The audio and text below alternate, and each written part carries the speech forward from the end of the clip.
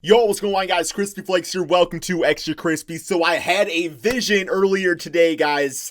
I had a vision. I can say for 1,000,000,000% certainty that the Detroit Pistons are going to end up getting a pick in the draft that will land Lamelo Ball on the team, and he is going to be the savior here, man.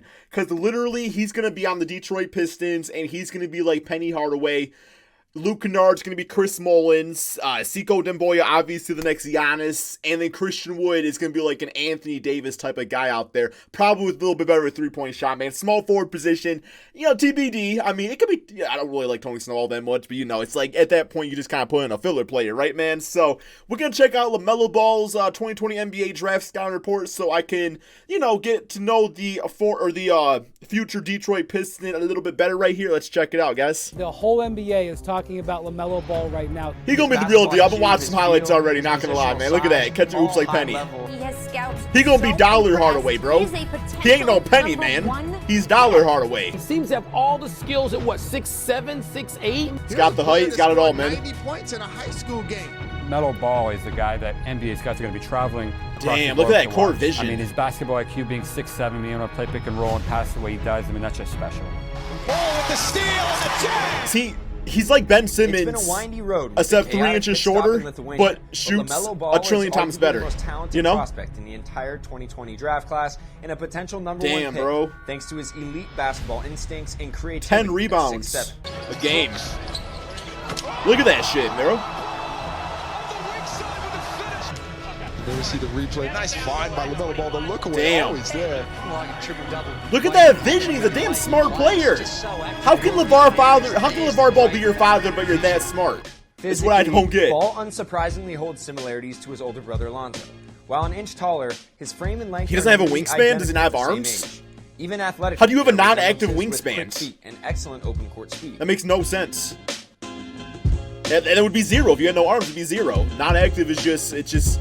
That shouldn't be there. Ball has elite positional size for a point guard at 6'7", with a steadily improving frame and solid length. It's what you need at this guard spot these days. Along with his instincts, make him a factor on the glass, as he's averaging 8.6 rebounds per 40 minutes. Although not always seeking contact, he'll eventually have the body to take smaller guards to the front of the rim. He's like a smoother Lonzo. That height also like Lonzo looks a little clunky at times. Picking apart defenses. LaMelo does not. A non-defender as a youngster, Ball is starting to show flashes on that end, in part because of his size and quick feet. Here you can see how he slides on the perimeter, bodying up the opponent and eventually battling. Wait, where is he? I don't see him. Winning the hand fight. Oh, there he is. Okay, he's fighting out there. Okay. That doesn't happen. Yeah, that's a bad boy right there, bro. That's a scrappy-looking bad boy. Switch-heavy NBA. Ball has a lot of value. Bill Lambert's going to be his mentor. It's going to be great. He's also able to turn defenders in the backcourt when he's fully engaged, covering ground. Look, that kid doesn't know what to do with him, man. He clamping up, bro. Oh my God. He's got Roberson defense. He has great positional length for a point guard. Little Tony Allen-esque. Jump shooters when he's fully stretched out, eventually being able to guard 1 through 3 if he locks in. Wow. Lonzo was also knocked for his casual nature as a high schooler, and he's turned into one of the league's elite defenders at his position. Look at that, bro. Melo has a chance to do as well. Above all else, it's Ball's feel for the game and passing instincts. Here we go. I see Sekou Demboya. Here you go, Sekou. It starts Bam. in the open court, where he passes bigs open with high arcing. Well, shit, he missed the layup, ruined his assist. I'd be pissed. Generally land right in the breadbasket.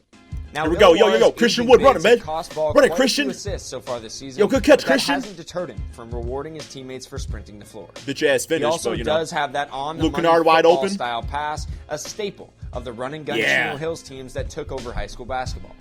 Ball is electric when he pushes off the break also. Oh my God, spin moves, man. Put the zoo in the NFL. And accuracy to find open shooters. Here's Ball's most eye-opening transition pass of the season. Now, after securing the defensive rebound, he whips his head around. Outlet. His options are identifying Aaron Brooks early.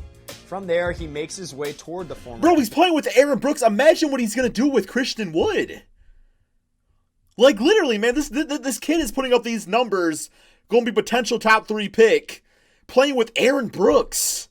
The last time I've seen Aaron Brooks win the three-point contest in, I think it was Oregon or something like that. NBA guard, slowing up just enough to give Brooks time to sprint past 2 defenders.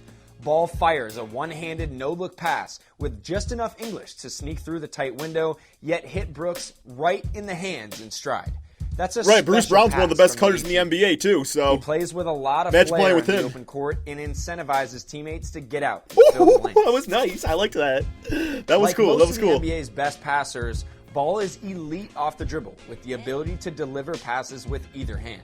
This is one of his most he's going lefty with highlights it. of the year. Bam! He evades Whip the it hard in. hedge with a wrap dribble, transfers the ball back to his right hand. Oh my God! And drops off a behind-the-back dime to the Holy rollman. shit, bro! Basically all in one motion. He's operating off straight instincts, basically freestyling on the floor. He's excellent at whipping the ball to teammates with a head of steam, showcasing incredible accuracy.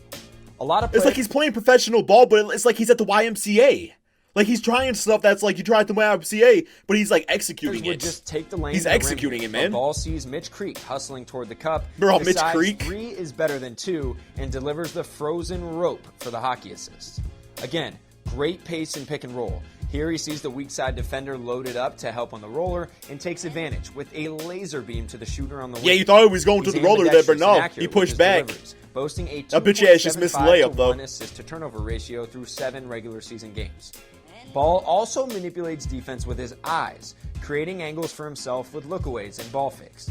The majority of his passes come Lamelo and Christian, bro. It's going to be unstoppable. Here the window he opens by simply showing the ball to the corner before darting a lookaway pass misses the dunk. roller over the top.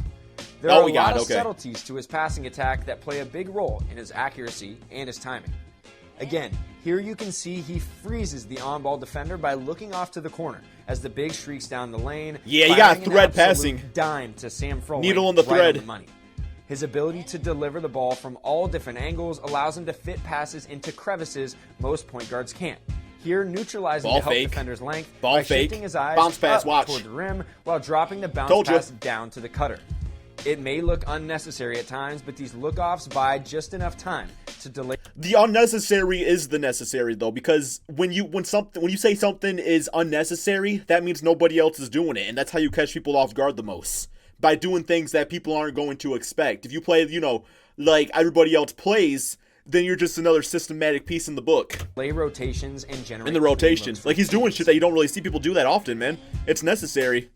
In addition, look at that, bro. Christian Wood's gonna knock that down every time. Ball is also an wide instinctual open cutter, diving backdoor if he's overplayed, and then picking apart the scrambling defense from there. His quickness and size help him shake defenders, and then his basketball genius shines.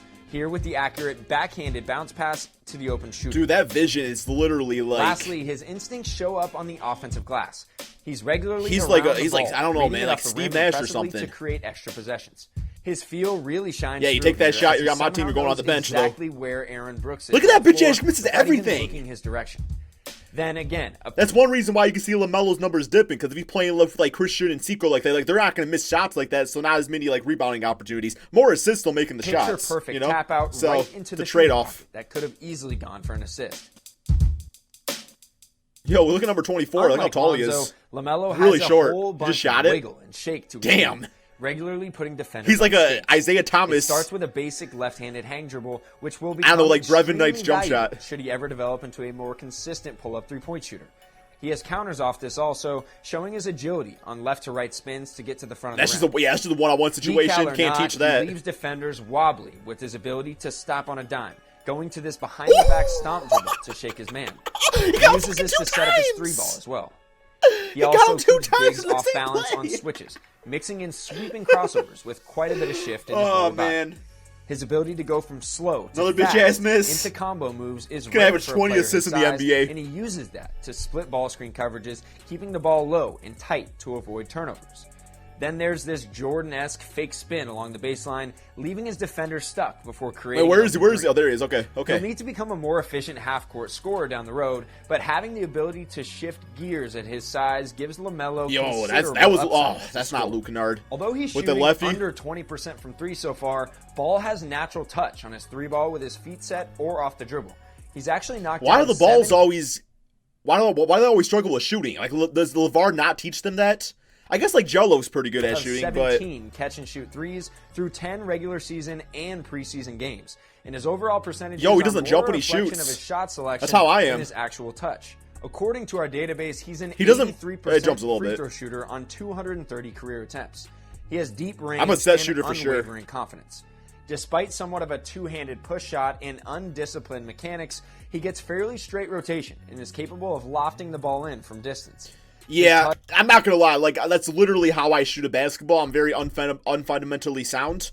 But, like, if it works for you, it's like, you know, you got to let people leave you alone. I've been trying to fix my jump shot. You know, you guys have seen previous videos and stuff like that. But when I'm playing, you know, a 1v1, 3v3, I go back to my old style and, you know, my Shawn Marion-esque shot. And it's just what works for me, I guess. Float game, which he'll fire from all over the floor, even close to three-point range. Oh, D-Rose will polish that up. He's able to use this bailout shot to neutralize shot blockers. That's D-Rose go-to. Yeah, D-Rose will polish that up real good. Size at 6'7". Ball is also an instinctual defender who can wreak havoc in the passing lanes. He's averaging 2.3 steals per 40 minutes so far and does a lot of his damage in the backcourt after turnovers or misses, a staple in the way he played as a youngster. He has outstanding anticipation in the half court as well, reading the opponent's eyes to jump on the ball and use his. Do you think his teammates like him? Loose. These defensive or do you think he's annoying? Were developed basically from being the youngest of three brothers, playing horse and 21 in the backyard. He's still learning defensive schemes and rotations, but he's slowly understanding where to be in pick and roll, here in perfect position to help on the roller. Now, he doesn't always use his body to wall up in these situations, but the instincts are certainly there. Like, then again, well, how was he, like 17, 18? Rotating out of the corner. You don't got the body the yet. Roller at the rim. Should he ever fully commit to the defensive end, Lamelo Ball has the instincts and physical. Get that shit out of there, man. Ooh, damn, nice block. Nice block. Wow, that was a good block. Owen Wilson, bro. Wow. When Ball is knocking down the deep pull-up threes he so often likes to take, he looks like the #1 pick. Unfortunately, he's shooting only 19% from three at this juncture, with misses in every which way. Luke Kennard will fix that for you, bro. He gets a lot of his offhand index finger on the ball before he releases it. Unconventional, to say the least. He's inconsistent with his feet also, sometimes jackknifing his lower body forward and landing on one leg. On top of that, he has it's an ugly shot. Snake bite his it's an ugly shot. Rarely staying in his shot. He can't shoot like Flight, not gonna lie, man. Ball doesn't have much of a mid-range game in his arsenal either, which ultimately results in a lot of low-percentage floaters rather than a more conventional rise-and-fire pull-up jumper. Ball's lack of consistency. I'll give you guys my ceiling and floor at the end of this video. While most of his miscues are off the ball, he still tends to get caught on screens, not showing enough fight to contest when he does get hit. He struggles to remember coverages as well, here going under on one of the league's best pull-up shooters. He's not as active as he could be with his length. Curry would torch that if you did that. With his hands down, which leads to an easy bucket. Okay, I guess while we're on the topic, real quick here, my ceiling for Lamelo would obviously be Penny Hardaway. It's also his NBA draft comparison. I said Penny before I even saw that. Floor, unfortunately, is like a Ricky Rubio if you can't get that jump shot down. You know, good, decent enough defense, good facilitator, but if you can't do much else, it's gonna limit everything else you can do on the court. So, used to playing more of a chaotic style, Ball loves to go completely rogue and gamble for steals. Yeah, NBA coaches will shut that shit down real quick. He'll come up with a steal or two. He needs Dwayne to do a Casey not gonna be for that. Picking his spots. He loves to dig off of shooters also, here giving the 40% marksman an open look. Yeah, what are you doing? Stay with him, man. Come on. When he's not gambling, you can see him standing completely upright in his stance. Now, this is a late you gotta watch Coach blowout, Carter. But it's still a bad look for scouts evaluating him. He doesn't jump to the pass, turns his back, and allows his opponent to waltz right into the lane. Oh, I used to get in trouble a lot when I played basketball. Here, losing sight of his I'd always get freaking destroying the backdoor cut. I had no awareness.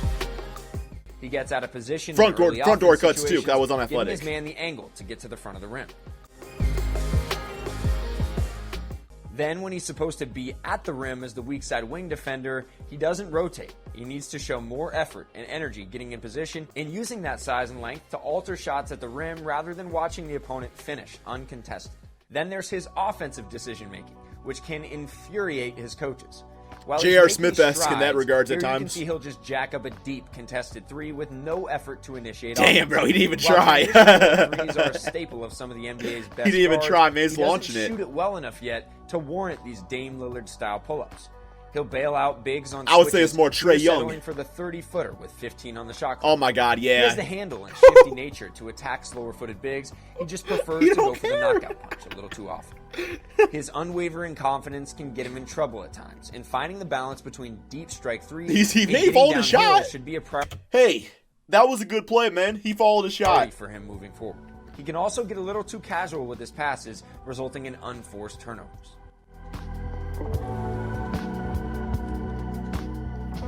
He's going to be an interesting NBA player. Despite his size, Ball isn't yet a reliable finisher in traffic, partially due to his somewhat contact-averse style.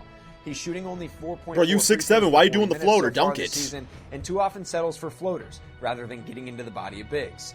Now that should improve as his body naturally fills out, but you'd like to see him be a little bit more aggressive. He's probably not trying to get injured. Rather than settling for I'm being honest. Floaters. He's a bit of a flash over substance finisher as well, getting too cute with the ball. I like it though. Going up strong. His still evolving Magic Johnson, man. Package gets him in trouble when he's in the pocket also. Because of his erratic shooting, decision-making, and inconsistent finishing, Ball has a true shooting percentage under 42% so far, raising some questions about how playing against grown-ass men, though. Able to score it. All right, that's the end of the video there, guys. I don't know, man. I like him. I like him. I think it's exactly what Detroit needs right now. You know, they need that little Shazam Kazam action out there. So, yeah, we'll see you in Detroit, bro.